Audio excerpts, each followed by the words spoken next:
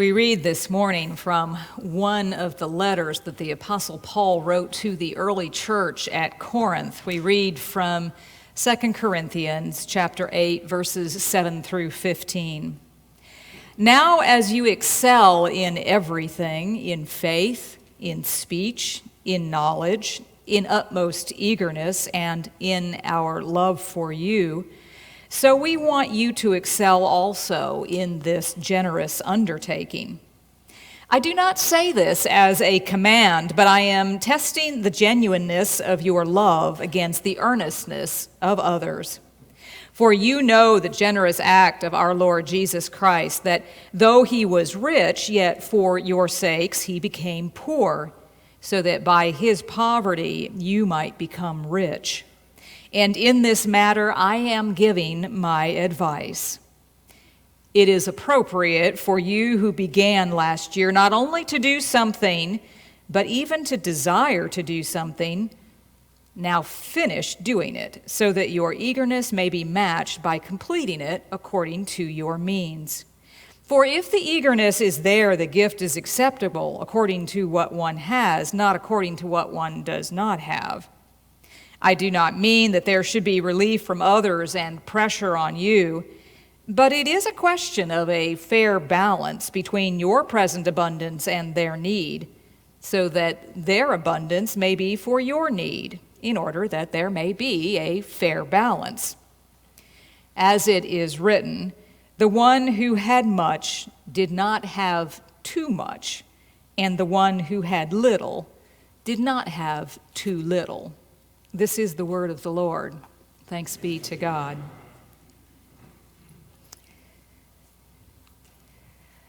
Back in 1972, almost 50 years ago, it's hard to believe, 5 men were caught breaking into the Watergate Hotel office complex.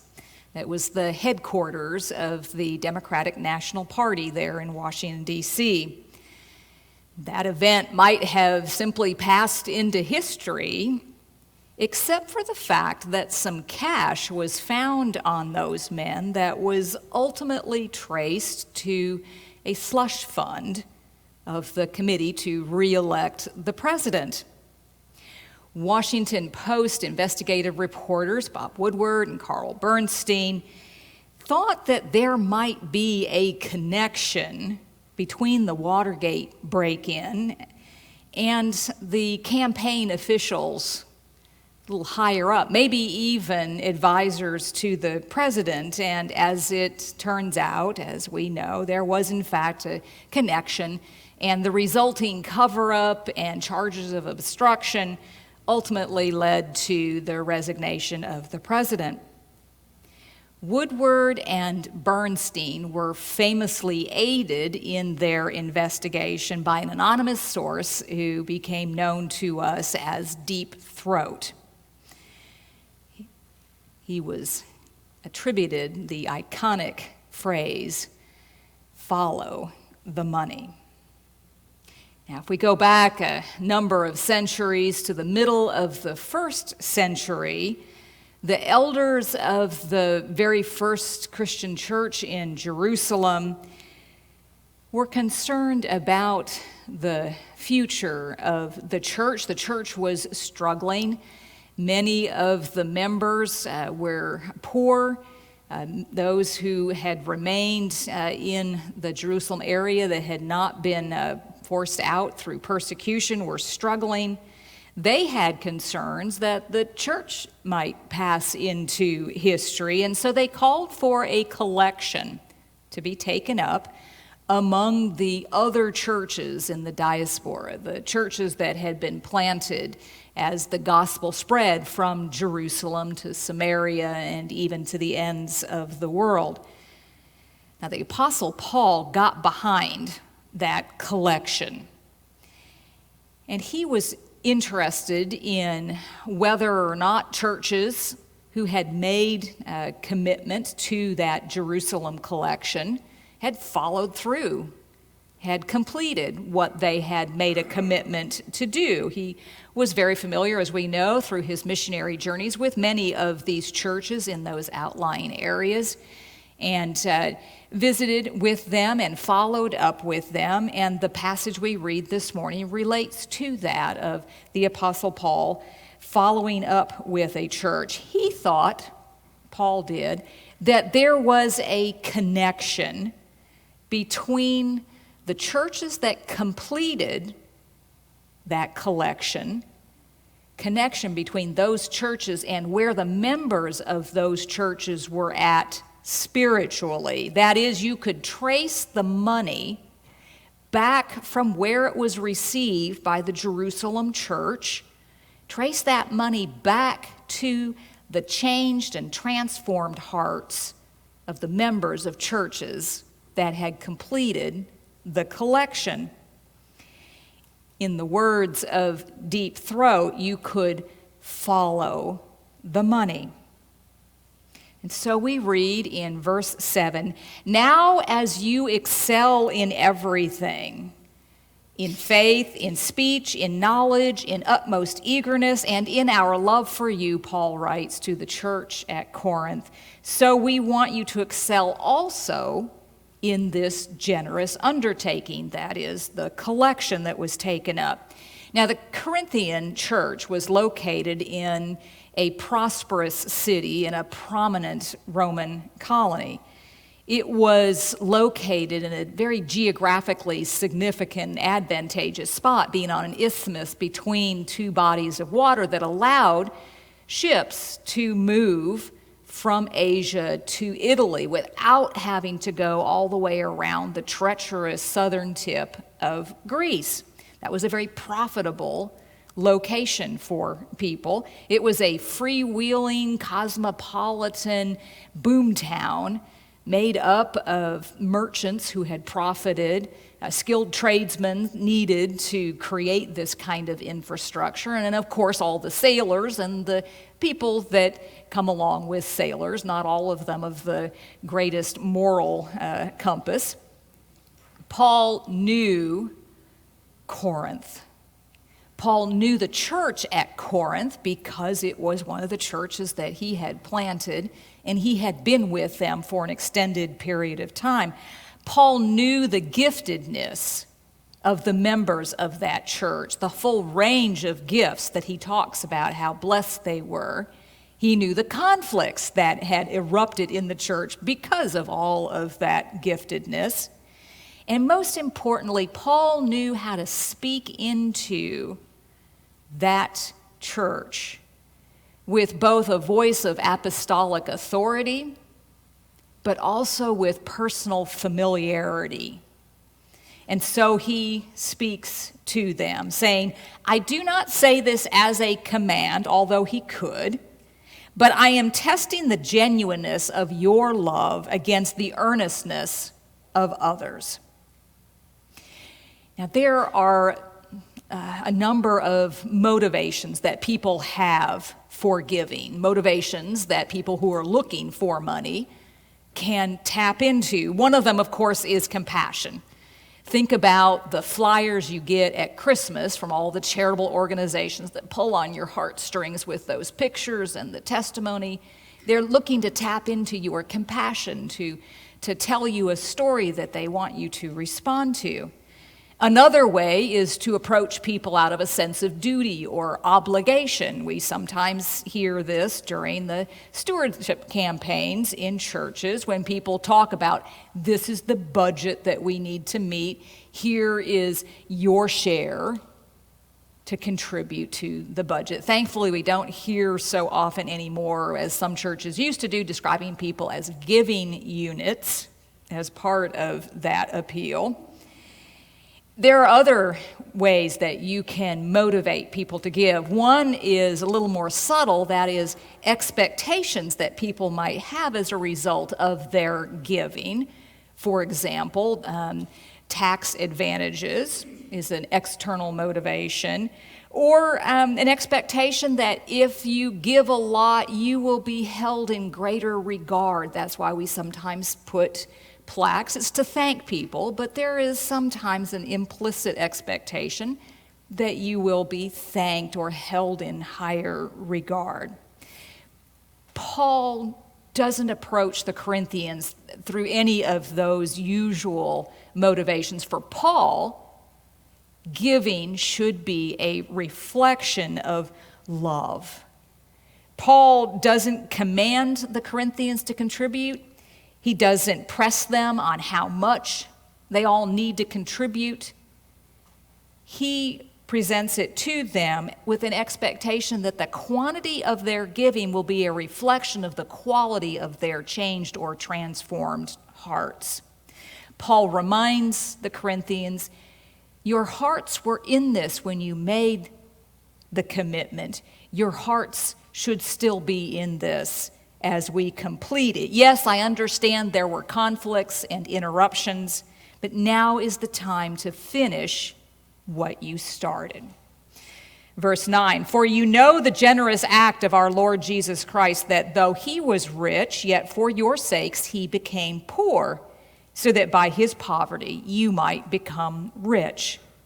Paul holds Jesus up as the preeminent example of sacrificial self-giving out of love. Jesus, who emptied himself of all divine authority and glory and took on human poverty and humble flesh. Paul telling the Corinthians that this is the model that we should be emulating in the development of our spiritual discipline. It is one of the spiritual disciplines of giving. Paul reminding them that you, Corinthians, you, Grace Covenant people, have received immeasurably the gift of the gospel from God, and we are to give immeasurably. We receive it without the ability to measure what we've received. We should, through our transformed hearts, give without regard to measurement.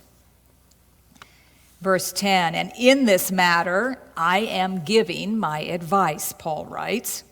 It is appropriate for you who began last year not only to do something, but even to desire to do something. Now finish doing it, so that your eagerness may be matched by completing it according to your means.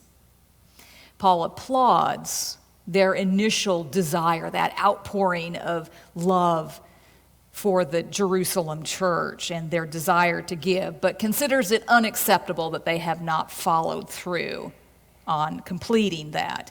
And again, for Paul, this is not about a financial failure. It's not a budget that has failed. For Paul, the concern is about where their hearts are, whether or not the faith that they are professing is being matched by their desire to live out that faith in this respect. For if the eagerness is there, the gift is acceptable according to what one has, not according to what one does not have. Again, not a concern with meeting a particular budget, not without regard or awareness that sometimes circumstances have changed or they are not able to meet that goal, but to see that there is fruit that comes from a genuine grace in the lives of these believers. Paul's writing to them as a pastor with pastoral concern for where they are spiritually, as it can be seen or revealed in the fruit of those spirits through the collection. Verse 13, I do not mean that there should be relief for others and pressure on you, but is a question of fair balance between your present abundance and their need.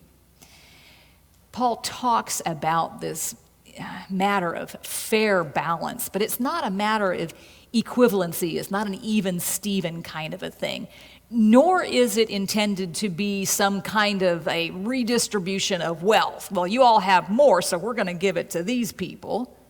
Nor is it a matter of reciprocity. There's no expectation that Jerusalem's going to be able to pay Corinth back or even pay it forward to anyone else.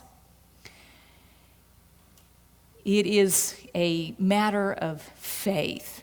And Paul, if we were to go back a few verses and look at the larger context of this letter, we would find Paul holding up the church at Macedonia as an example of people who have put faith first, because they certainly didn't have the financial wherewithal to put finances first. If Corinth was a more well-to-do, prosperous city, the Macedonian church was the place where the kids wore out their sneakers, or a place where there wasn't enough to put food on the table all the time.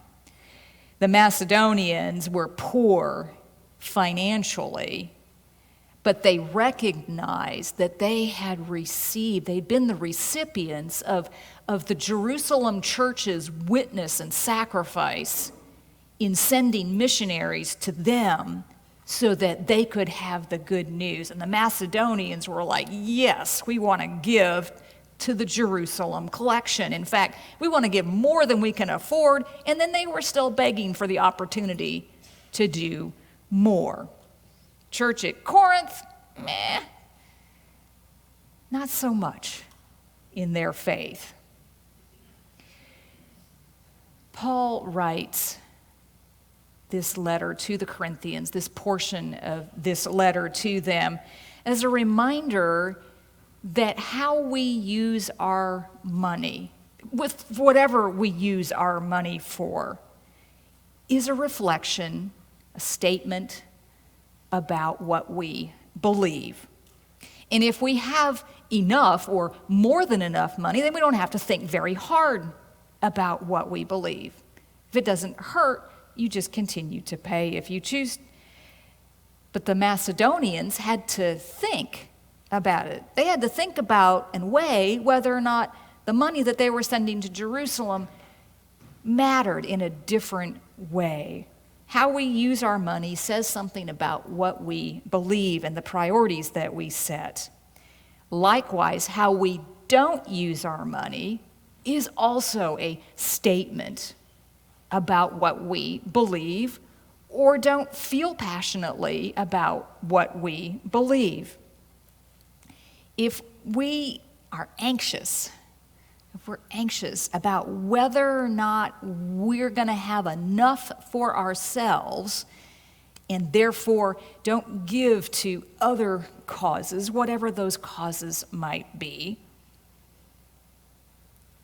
then we talk in terms of giving away our money and we forget that everything we have comes from the great giver, that everything we have is a blessing from God. And when we cling too tightly to our own money, we're not only depriving the recipients of that support, wherever it might be going, we are also depriving ourselves of spiritual maturation, spiritual maturity, growing in grace in that way.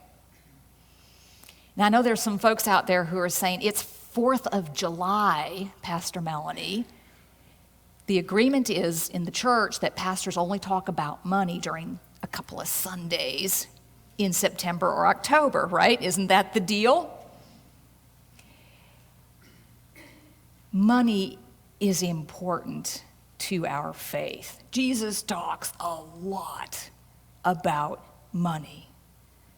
Apostle Paul talks about money in the context of our faith. It's important enough for us not to confine that discussion to 3 Sundays in September. And so I would challenge you this day to look at the money trail in your own life. Just look at the money trail in your own life in the context of faith, in the context of what it says about your faith. Are there false turns? Are there dead ends? If someone was to follow the money in your own faith life, what would that reveal?